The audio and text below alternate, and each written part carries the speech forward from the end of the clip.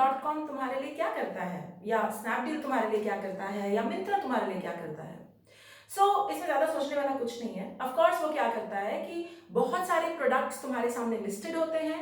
As a consumer तुम उनमें से कुछ चूज करके अपने लिए खरीद सकते हो, राइट? लेकिन क्वेश्चन यहाँ पे ये है कि क्या Amazon ये सारे प्रोडक्ट्स खुद बनाता है, खुद मैन्युफैक्चर करता है? The obvious answer would be no. Amazon सारे प्रोडक्ट्स खुद मैन्युफैक्चर नहीं करता। तो फिर ये क्या बला है and what is the story all about? आज इस वीडियो में यही समझेंगे, क्योंकि आज हम करने वाले हैं business studies for standard 11th का कॉमर्स। वेलकम एवरीवन, आप लोग देख रहे हैं इको वर्ल्ड डिजिटल क्लासेस। इस समय चल रही है business studies series for standard 11th। मेरा चैप्टर चल रहा है chapter number 1 and we were doing classification of business, जिसमें हमने पहली वीडियो में पूरा इंडस्ट्री जो है मैन्युफैक्चरिंग, कंस्ट्रक्शन, उसको डिटेल में समझा। अगर आपको वो नहीं पता तो please go back to my that video. और आज हम दूसरा पार्ट करने वाले हैं विच इज कॉमर्स। अब मैंने Amazon.com का नाम लिया और मैंने कहा ये क्या है। Amazon.com खुद कुछ मैन्युफैक्चर नहीं करता, लेकिन it's like a market place, online market place है which ensures that buyers and sellers come together. मतलब वो एक तुम्हें ऑनलाइन एक साइट मिल गई है जहां पे प्रोड्यूसर भी अपनी चीज बेच सकता है एंड एज अ कंज्यूमर आप भी कुछ ना कुछ खरीद सकते हैं। तो ये कहना गलत नहीं होगा कि commerce is all about buying and selling of commodities. तो कॉमर्स वो चीज है जो लिंक क्रिएट करता है बायर्स और सेलर्स के बीच में। अब ये लिंक कैसे क्रिएट होता है? लेट्स से आप लोगों की फैक्ट्री है, यू आर प्रोड्यूसिंग वॉचेस, तुमने प्रोड्यूस कर दी, इंडस्ट्री लगाई, फैक्ट्री लगाई, वॉच बना ली। अब क्या करें उस वॉच का? रखे रखें, बेचना तो पड़ेगा ना, और बेचने के लिए कंज्यूमर तक पहुंचना जरूरी है। अब चलो तुम खुद ही बेचने निकल गए, कितने बेच लोगे? 50 यूनिट्स, 100 यूनिट्स, 1000 यूनिट्स, 20,000 यूनिट्स, और कितने बेच पाओगे? नहीं ना। तो फिर क्या करना पड़ेगा? किसी ना किसी से लिंक बनाना पड़ेगा जो आगे तुम्हारी चीज बेचे, ताकि तुम्हारी चीज लार्ज नंबर ऑफ कंज्यूमर्स तक पहुंचे। Am I correct? So this, ये जो लिंकेज होती है बायर और सेलर के बीच में, इसको हम कॉमर्स बोलते हैं। So it is the necessary link between buyers and sellers. और कॉमर्स में वो एक्टिविटीज भी हैं जो ये इंश्योर करती हैं कि सेलर टू बायर कोई चीज पहुंचे, उसमें कोई रुकावट, कोई हिंड्रेंस ना आए, ताकि फ्री फ्लो रहे गुड्स का। कहने का क्या मतलब हुआ? अब Amazon.com पे तुमने कोई चीज पे क्लिक किया खरीदने के लिए, क्लिक होके फटाफट वो ऑर्डर Amazon के पास गया, Amazon से वो ऑर्डर प्रोड्यूसर के पास गया, प्रोड्यूसर ने फटाफट अपने स्टोरेज में से, वेयर हाउस, गोदाम में से चीज निकाली। प्लीज रिमेंबर, मेरा एग्जाम्पल ध्यान करना। चीज निकाली, पैकेज की, फिर ट्रांसपोर्ट की, फिर कोई डिलीवरी आया, उसने डिलीवरी वाले ने आपको डिलीवर कर दिया, और इन सब के बीच में एक पैसे का लेन देन भी हुआ, ट्रांजैक्शन भी हुआ। तो चलो इसी ट्रांजैक्शन को डिटेल में समझते हैं। तो आपने ऑर्डर किया तो Amazon वाले ने ऑर्डर प्रोसेसिंग की, Amazon से प्रोड्यूसर ने ऑर्डर प्रोसेसिंग की, फिर वेयर हाउस, गोदाम में से चीज निकाली, गोदाम सेकंड पॉइंट, फिर चीज निकाली, पैकेजिंग करी, थर्ड पॉइंट, फिर ट्रांसपोर्ट करा, फोर्थ पॉइंट, फिर डिलीवरी हुई, फिफ्थ पॉइंट, और बीच में पैसे का लेन देन, सम पेमेंट गेट अवे, कोई नेट बैंकिंग भी इन्वॉल्व थी, है ना? 6 चीजें। तो फाइनेंस, कम्युनिकेशन, स्टोरेज, ट्रांसपोर्टेशन, ये सब वो एक्टिविटीज हैं जिससे ये इंश्योर होगा कि जो कॉमर्स है, ये जो आपके और कंज्यूमर के बीच में लिंक है, वो आसानी से फ्री फ्लो, बिना किसी रुकावट के बना रहे। तो commerce is all about buying and selling of commodities, and it is also about ensuring that you get those commodities absolutely quickly without any hindrance. ये भी कॉमर्स है। Alright, clear है? Great. अब आगे बढ़ते हैं। तो कॉमर्स का लाइक आई सेड 2 हिस्से हैं। One is buying and selling of goods, जिसको हम ट्रेड कहते हैं, एंड सेकेंड इज वो एक्टिविटीज जो इस ट्रेड को करने में हेल्प करती हैं, ताकि इनमें कोई रुकावट ना हो, इस चीज को हेल्प करती है। अब इसको हम क्या बोलते हैं? Auxiliaries to trade. ऑक्सिलरी शब्द का मतलब है हेल्प। तो ट्रेड करने में जो हेल्प करें उन्हें हम बोलते हैं auxiliaries to trade. Are we clear? Good. अब ऑक्सिलरीज टू ट्रेड अपने आप में बहुत लंबा चौड़ा डिटेलिंग है, तो मैं उसको पार्ट 3 से I have written over here, part 3 video में करूंगी। आज हम पार्ट 2 कर रहे हैं, जिसमें हम ट्रेड को डिटेल में समझेंगे। ऑलराइट? चलो, so trade is about buying and selling of goods. आपने चीज बनाई, आपसे कोई खरीदेगा, आप बेच रहे हैं, इसको हम ट्रेड बोलते हैं। इसमें एक्सचेंज इंक्लूडेड है, लेना देना इंक्लूड है। आप एक चीज दे रहे हैं, उसके बदले में आपको पैसे मिल रहे हैं। Even something like OLX, OLX क्या करता है, पुरानी चीजें और नया बायर इनको मिक्स कर देता है, ये भी ट्रेड है।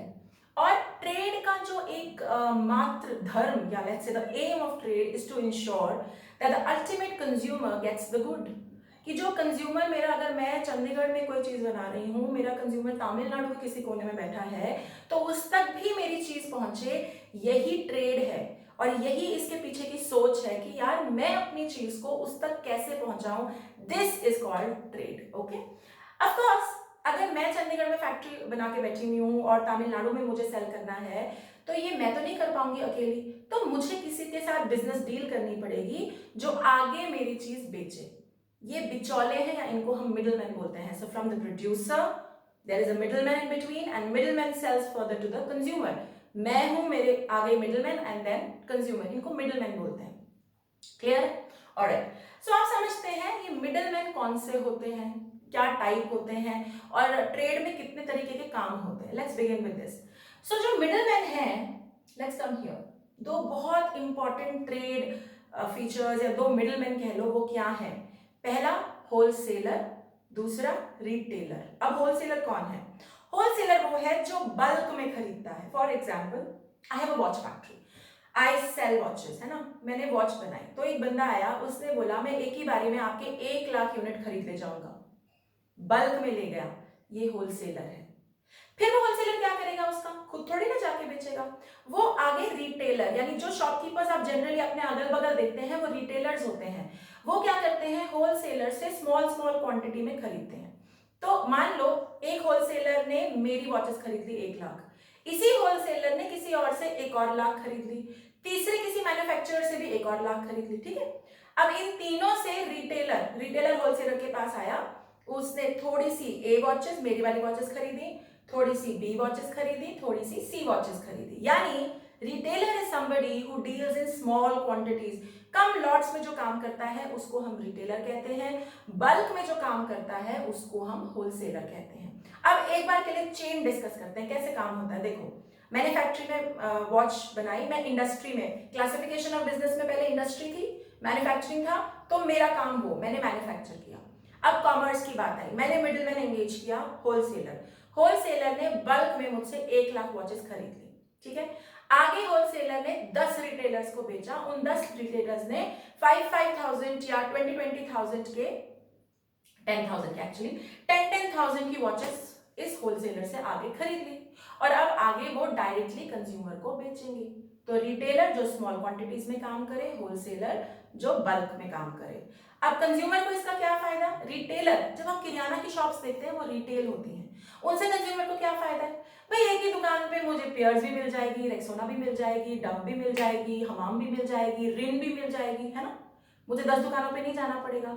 ये सारी चीजें तुम तक रिटेलर कैसे पहुंचाता है? इन सबके होलसेलर से सामान खरीद ला के अपनी दुकान में रखता है, and that is how as a consumer you get variety when you enter a retail shop. आपको बहुत ज्यादा वैरायटी मिलती है। अभी क्लियर? तो ट्रेड मिडलमैन दो टाइप के हैं, wholesalers and retailers, bulk and small quantities. Okay, alright, आगे चलते हैं। अब ट्रेड इंटरनल भी होता है, एक्सटर्नल भी होता है। इंटरनल मतलब अपने देश के अंदर, within the geographical boundaries of our country. Domestic trade, that is what we call it, internal या डोमेस्टिक ट्रेड।